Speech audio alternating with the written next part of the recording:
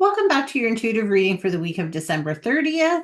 Uh, Happy New Year, because that will be coming up this week as well. Make sure you tune in tomorrow. We have the January reading, so you can find out what the energies for January are. And we're also going to do a brief kind of 12 years in advance, just or 12 years is 12 the year in advance, just so you can see what the energies may be for the coming up year so that you can plan and do things like that. So hope you have a wonderful New Year's. And then on Thursday, make sure you tune in. We are inviting back Lauren Schneider, and so that will be a really exciting one as well.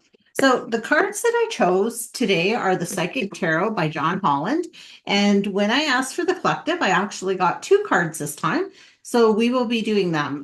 The first card that I got was the base chakra, but it was reversed. So I am going to read it that way. And so what I'm really feeling like that is, as we're venturing into this new year, it's like you're not feeling very grounded this week at all. So it's time to really do some grounding exercises, put your feet on the ground, maybe stomp them so that you just really can feel that earth energy beneath you, because it's really talking about a lot of different energies for you. And because this is our base chakra, all the rest of our chakras are attached to that. So we want to get that in alignment so the rest kind of fall into place. So it's saying if you've been feeling like you're kind of floating around and a little bit airy this week, that's why, is because your base chakra is out of sorts. So the next card that came up was the shadow. So what I'm picking up with this card is I'm really feeling like this card has to say to you that this is really a week that you can look at the shadow side. So interesting, as we're going into the new year, it's kind of you're looking at the darkness of what was into what it is going to become. And so one of the things that I like to do, and I know that Mom likes to do as well, is we like to make 101 wish list for the following year of things that we want to bring into our lives and manifest in our lives. And, some are simple as, I want to start walking, and they can be as complex as I want to run a marathon, or I want to write a book, or whatever it is.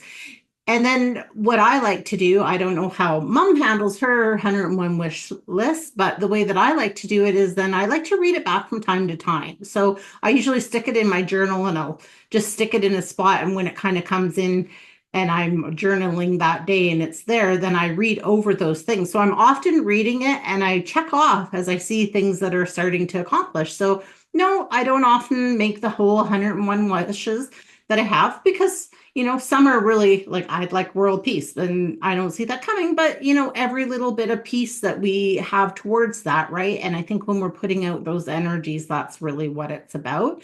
So it's really saying to me with that, it's just about, really going into this new year and to this week with, looking at both the dark and the light. And so reflecting, what do I need to learn, and what have I accomplished? So I really feel like the shadow sometimes scares people when we talk about shadow work, or we talk about looking into the shadows, but all it's really looking into is really looking into a deep part of yourself, that you're just looking at the questions that you need answers, the things that are in the pit of your stomach that you're like, why is this happening? Where did this fear come from? And then, it's really good to reflect on these things, because as we're moving into the new year, when we reflect on the things that have held us back, that it just encourages us to move forward that much more. So we will see what the cards say.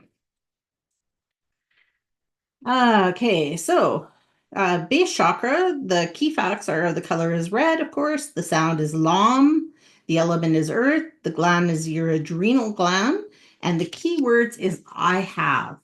So known as the base or root chakra, this energy center is situated at the base of the spine and is mostly closely related to all your earthly issues such as survival, the physical body, issues of money, sustenance, safety, and shelter. To balance this chakra, practicing yoga can be extremely beneficial. Dancing or light physical exercise will also help keep the energy flowing and harmonious. Honoring your body and taking care of it on the outside will bring your well-being on the inside. It works both ways. So yeah, definitely Get that chakra balanced out, especially if you're feeling like you're unbalanced with that. The shadow says this card represents emotion, sensitivity, and a reminder that nothing in life is at a standstill. This is a world of constant flux, and one thing is certain everything changes. This card is calling you to action. The time is now when you may have to face the worst fears and look into the dark shadows of your soul. You must learn to confront what you've avoided and walk courageously through it. Always know that life literally, naturally revitalizes itself as it does, so do you. The shadow card promises that there's light at the end of the tunnel. Recognize that by no longer denying your past and letting the tears fall, you'll discover the diamonds in the treasure chest of your soul. This is a cleansing process to wash away and clear out what was once avoided, ignored, or pushed aside. This card indicates that it is a time when your psychic sensitivity may be quite intense. Learn to open up to it, or if need be, to turn it down. Your body is one big psychic antenna, so just remember that you're in control of how high or low you want the reception to be. Mother Earth can assist you in this period of change, sensitivity, and healing. And then the traditional tarot archetype is the moon. So, I think that's a really important thing about tuning it up or tuning it down. Like, we have control and we are in charge of our own psychic intuition. So we all have it. We all get those gut feelings and things like that, and a lot of us ignore them or not. The whole thing about doing mediumship and doing intuitiveness is really about tapping into that. So I feel like, being based on what that card said, I just want to share with you that you can, like, if you're getting messages and they're coming in constantly and you're like, whoa, I just like need a break, you can ask your angels, guides, universe, ancestors, God, whatever your belief is of how these messages are delivered and downloaded to you. You can just say, like, hey, could you just not give them to me in my sleep? Could you just like tune them down a little bit? I've listened to the medium in the middle, and she often says when she's doing it that she will actually like literally envision like turning down the stereo, right? So that when the volume is down, you can't hear it. So when you're out and about and doing different things, that is the sign to the universe of I'm not open for messages right now, right? I mean, some will still sometimes sneak in, but those are usually really important messages that we need to get anyway. So I just wanted to share that with you. I hope that you have a wonderful, wonderful new year, and we look forward to 2025 and bringing you more intuitive readings and lots of other things, some amazing guests we've got lined up for you. So we will see you next week. Have a magical week.